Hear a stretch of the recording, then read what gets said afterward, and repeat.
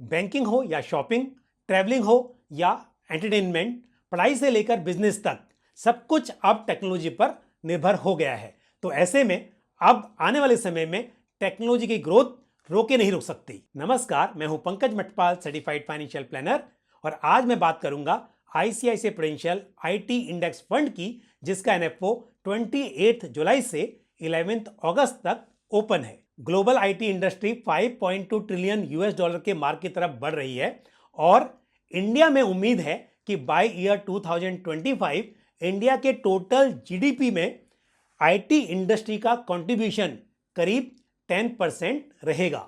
उम्मीद की जा रही है कि बाय ईयर 2025 इंडिया की digital economy 1 trillion US dollar को टच कर जाएगी और Indian software industry 100 billion USD के मार्क को क्रॉस कर जाएगी। क्लाउड कंप्यूटिंग और डेटा एनालिटिक्स ने इस क्षेत्र में नए अवसर पैदा कर दिए हैं और क्योंकि इंडिया यूएस के मुकाबले सस्ता है, इस वजह से आईटी सेक्टर के लिए एक अट्रैक्टिव मार्केट है। आप यहां पर देख सकते हैं कि आईटी का एक्सपोर्ट पिछले 7 सालों में 65% से बढ़ गया है। Machine learning, artificial intelligence, blockchain, robotics, ये कुछ ऐसी डिस्रप्टिव टेक्नोलॉजीज हैं जो तेजी से उभर रही हैं। Competition and competitive advantages of peers, labour cost and availability of skilled workforce, innovation and infrastructure, marketing efficiency, customer behaviour pattern, financial और natural disasters, government regulation and stimulation, ये कुछ ऐसे फैक्टर्स हैं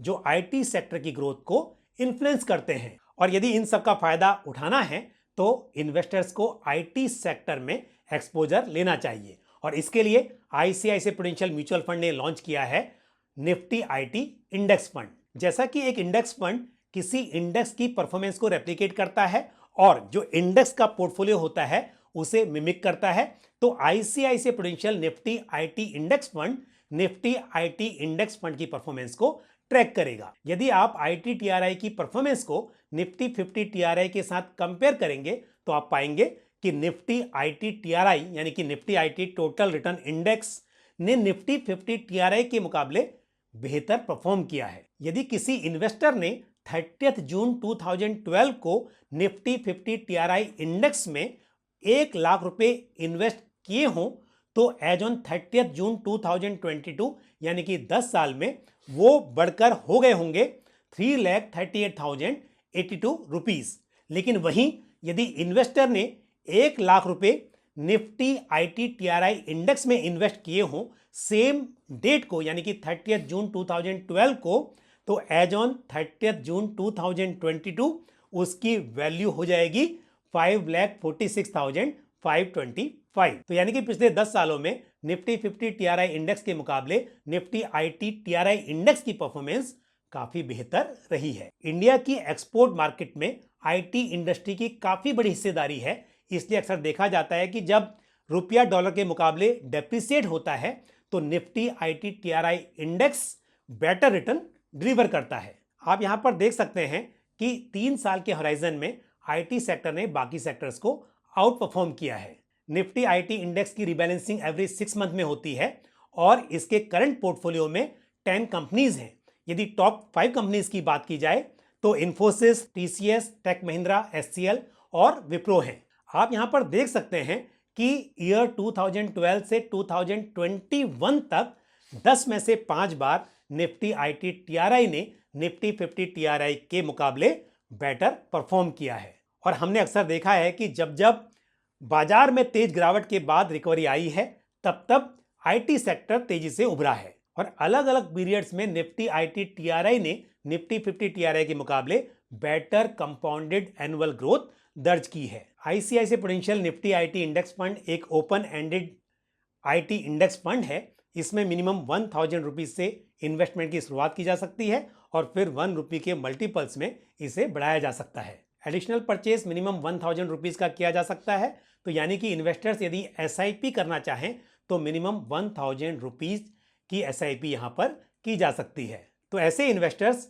जो आईटी सेक्टर में अपना exposure बढ़ाना चाहते हैं वो ICICI Prudential Nifty IT index fund में इन्वेस्ट कर सकते हैं। ध्यान रहे कि किसी भी सेक्टरल फंड में एक डाइवर्सिफाइड फंड के मुकाबले सेक्टर स्पेसिफिक रिस्क अधिक होता है और इन्वेस्टर को पहले डाइवर्सिफाइड इक्विटी फंड से इन्वेस्टमेंट की शुरुआत करनी चाहिए, यानी कि large cap, mid cap, small cap, flexi cap, multi cap, इस तरह के डाइवर्सिफाइड फंड्स को अपने पोर्टफोलियो में शामिल करना चाहिए। और उसके बाद यदि किसी सेक्टर में आपको बेटर रिटर्न्स की उम्मीद है, अच्छी परफॉर्मेंस की उम्मीद है, तब आपको उस सेक्टर से संबंधित फंड में इन्वेस्ट करना चाहिए।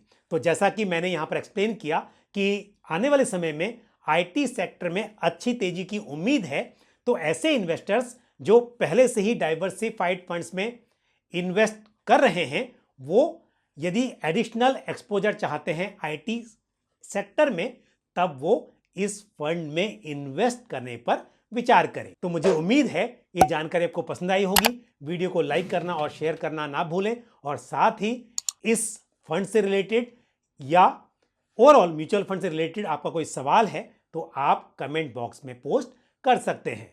तो आज के लिए बस इतना ही। अगले वीडियो में फिर आपसे मुलाकात होगी। Thank you. जय हिंद। म्यूचुअल फंड निवेश बाजार जोखिमों के अधीन है। योजना से संबंधित सभी दस्तावेजों को ध्यान से पढ़ें।